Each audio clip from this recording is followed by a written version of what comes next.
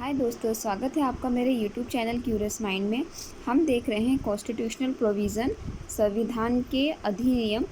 और आज हम देखेंगे नया टॉपिक जो है the national policy on education 1986 NPE 1986। शिक्षा के ऊपर राष्ट्रीय नीति, इसके बारे में आज हम जानेंगे। तो चलिए स्टार्ट करते हैं।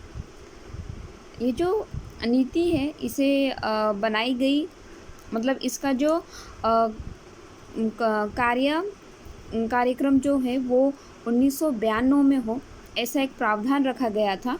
और इस नीति के अंतर्गत ये देखा गया है कि जो बच्चे विकलांग हैं उन बच्चों को समावेशन के द्वारा जो भी शिक्षा से संबंधित प्रॉब्लम आ रही है उसे दूर किया जाए। और इसका मेन उद्देश्य यही है कि इसे बच्चों को समावेश करे, जो जनरल बच्चे हैं, सामान्य बच्चे हैं उनके साथ। जैसे कि किसी बच्चे के अंदर शारीरिक असक्षमता हो या दिमागी असक्षमता हो, ये होने के बावजूद भी इन बच्चों को एक सामान्य संगठनों में, एक सामान्य समूहों में बैठाकर उन्हें समानता महसूस कराया जाए, उन्हें समानता की शिक्षा दी जाए और इनका भी जो विकास है वो सामान्य तौर पर हो। और ये जो बच्चे हैं अपने ज़िंदगी में जो भी परेशानियाँ फेस करते हैं, तो ये ऐसा ना हो और इनका आत्मविश्वास बढ़े, इनके अंदर प्रोत्साहन निर्माण हो। इस वजह से ये नीति अपनाई गई और इस पॉलिसी को लिया गया था। और इस पॉलिसी के अंदर आप देखेंगे कि इसे बनाया गया 1986 में और इसे कार्यान्वित किया गया 1992 में। ठीक है, तो ये आप याद रखिएगा, 1992 में इसे कार्यान्वित किया गया। उसके बाद हम देखेंगे कि ये जो कार्यक्रम है, मतलब ये जो नीति है, पॉलिसी है, इसके अंतर्गत जो भी व्याख्या दी गई है कि सारे बच्चों को एक ही मुख्य धारा पर लाई जाए स्कूल में और बच्चों के अंदर किसी भी प्रकार की विभिन्नता ना देखी जाए और उन बच्चों को सहायता की जाए जिन बच्चों को मतलब स्पेशल नीड हो, एक ख़ास सुविधा की ज़रूरत हो, उन्हें वो ख़ास सुविधा दी जाए। तो यहाँ पे एक व्याख्या दी गई है इस नीति के ऊपर कि ये इस पॉलिसी का मतलब क्या है कि बच्चों को जनरल कैटेगरी में जोड़ना, मतलब क्या है कि जो विकलांग बच्चे हैं उन्हें सामान्य स्कूल में ना भेजना है, क्या ये है इसका मतलब। इस तरह की एक व्याख्या की गई थी इस पॉलिसी के अंतर्गत। और देखिए यहाँ पे दिया गया है the rehabilitation council of Indian act 1992, मतलब कि पुनर्वास भारत की पुनर्वास नीति दी गई है। और यहाँ पे देखेंगे हम 1992 में ये नीति आई थी। और ये पुनर्वास की जो ये नीति थी, इसे शॉर्ट फॉर्म में RCI एक्ट कहा जाता है, rehabilitation council of Indian act कहा जाता है। इसमें प्रोफेशनली ट्रेन टीचर रखे गए थे जो कि बच्चों को, स्पेशल नीड के जो बच्चे हैं उन्हें पढ़ाएं और टीचर्स की ट्रेनिंग में किसी प्रकार की कोई परेशानी ना हो, उन्हें गुणवत्तापूर्ण ट्रेनिंग दी जाए। यही इसका मेन एम रहा इस पॉलिसी का, इस काउंसिल का। और इस वजह से अगर टीचर ट्रेंड होंगे तो वे ख़ास तौर पे बच्चों को अच्छी तरीके से ट्रेन कर पाएंगे, उन्हें अच्छी शिक्षा दे पाएंगे। तो यही इसका मुख्य उद्देश्य रहा कि अच्छी ट्रेनिंग दी जाए टीचर्स को।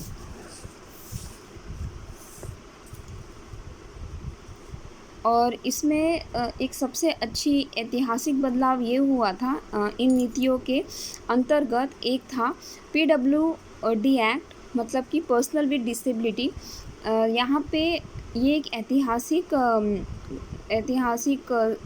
मतलब संशोधन था या एक बदलाव था जिसमें देखा गया, ये 1995 में किया गया था। PWD एक्ट, विकलांग व्यक्ति अधिनियम इसे हिंदी में कहा जाता है। और इसके अंतर्गत ये देखा गया था कि विकलांग बच्चों को भी समान अवसर दिए जाएं, उन्हें अपनी संरक्षण का अधिकार मिले, उन्हें समावेशन मिले समाज में। यही इनका अधिकार रहा, इनके अधिकारों पे बात की गई है यहाँ पे। और 1995 में ये लागू किया गया था PWD एक्ट। और ये इस एक्ट के तहत ये देखा गया था कि शिक्षा में बच्चे किस पहलू से जूझ रहे हैं या कहाँ उन्हें परेशानी हो रही है, उन सारे पहलुओं को दूर करने का प्रयास किया गया है और उन्हें सुविधा मुहैया कराई गई है। और उन सुविधाओं में आप देखेंगे कि यहाँ पे है उन्हें मुफ़्त में एजुकेशन दिया गया है और इनका जो क्लास का माहौल हो वो काफ़ी समानतापूर्ण हो, किसी भी प्रकार का कोई भेदभाव ना हो इनके साथ। उसके बाद आप देखेंगे कि सामान्य बच्चों को जैसे कि 6 साल से लेके 14 साल तक का मुफ्त एजुकेशन दिया गया है सामान्य बच्चों को। बट आप पीडब्ल्यूडी एक्ट के अंतर्गत आप देखेंगे कि इन बच्चों को 6 साल से लेके 18 साल तक की मुफ्त एजुकेशन दिया गया है और इन्हें समावेशन को प्रोत्साहित किया गया है कि ये बच्चे नॉर्मल स्कूल में पढ़ें और उनके साथ ही आगे बढ़ें, समावेश हो उन बच्चों का भी, ये इसका मेन उद्देश्य रहा। उसके बाद इन्हें सुविधाएं मुहैया कराई गई कि उन्हें ट्रैवलिंग की फैसिलिटी दी गई। उसके बाद कोई भी वास्तु से रिलेटेड संबंधित कोई भी अगर परेशानियां आए तो उन्हें दूर किया जाए। उसके बाद उन्हें बुक्स भी फ्री में दी गई और टीचिंग मटेरियल, मतलब इनकी जो पढ़ाई से संबंधित कोई भी परेशानी अगर महसूस हो रही है तो टीचर को बेहतर टीचिंग के लिए मटेरियल्स दिए गए, टीचिंग मटेरियल्स। और शिष्यवृत्ति की भी इन्हें के लिए प्रावधान किया गया और जो पाठ्यक्रम है उसका पुनः संरचना की गई उनके समझ के अकॉर्डिंग और उनकी ज़रूरत के हिसाब से उस पाठ्यक्रम को थोड़ा बहुत बदलाव किया गया क्योंकि वे बच्चों के ज़रूरत के हिसाब से ही उसे बनाया गया। उसके बाद जो टेस्ट होती हैं, एग्ज़ाम होती हैं, इवैल्यूएशन होता है, उसमें भी बदलाव किए गए हैं जो कि बहुत ही फ़ायदेमंद रहे विकलांग बच्चों के लिए। उनकी ज़रूरतों के हिसाब से सारी चीज़ें व्यवस्थित की गई और बच्चों को लर्निंग मटेरियल्स दिए गए, यानी पढ़ने के लिए जो भी उन्हें चाहिए थे, किताब, पेंसिल, पेन और भी चीज़ें जो उनके लिए ज़रूरी थी, वो सारी चीज़ें मुहैया कराई गई और सपोर्ट के लिए सहारा दिया गया उन्हें, उनकी ज़रूरत के हिसाब से उन्हें सहारा मुहैया कराया गया कि वे बच्चे आए स्कूल में, बच्चों के साथ समावेशन करें और अच्छी शिक्षा हासिल करें। यही पीडब्ल्यूडी एक्ट का सबसे बड़ा एम रहा। उसके बाद हम देखेंगे the right to education bill.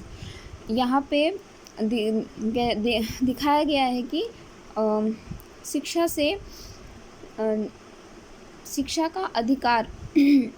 शिक्षा का अधिकार जो बिल होता है उसके अंतर्गत हम देखेंगे कि कितने सारे बदलाव किए गए या उसे कब मान्यता मिली गई।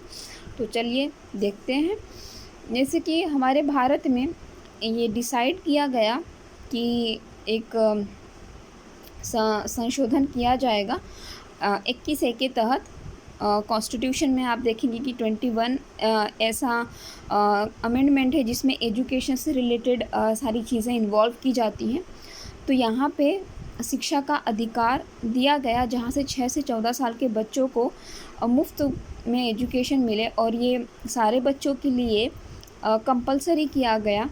और ये 2005 में भी राइट टू एजुकेशन एक्ट हुआ था जहाँ पे मिनिस्ट्री ऑफ ह्यूमन रिसोर्सेज, जिसे कि मानव विकास संसाधन मंत्रालय द्वारा 2005 में भी एक शिक्षा का अधिकार बिल आया था, लेकिन ये सिर्फ 3 साल के लिए था।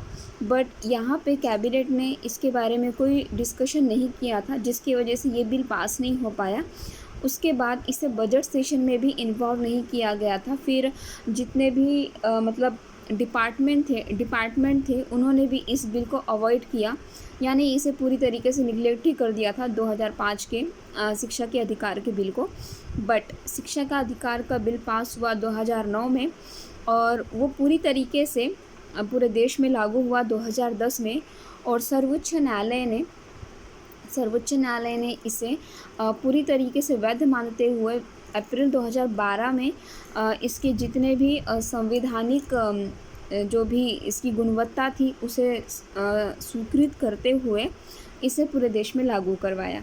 तो आई होप आपको ये वीडियो अच्छा लगा होगा और आपको कोई डाउट हो तो आप कमेंट बॉक्स में क्वेश्चन पूछ सकते हैं। और thank you for watching this video. And अगर आपको अच्छा लगा तो दोस्तों के साथ शेयर करें, लाइक करें, सब्सक्राइब करें। और भी कोई आपके सुझाव हो तो कमेंट बॉक्स में लिखें ताकि इस पर भी काम हो सके। And thank you for watching this video.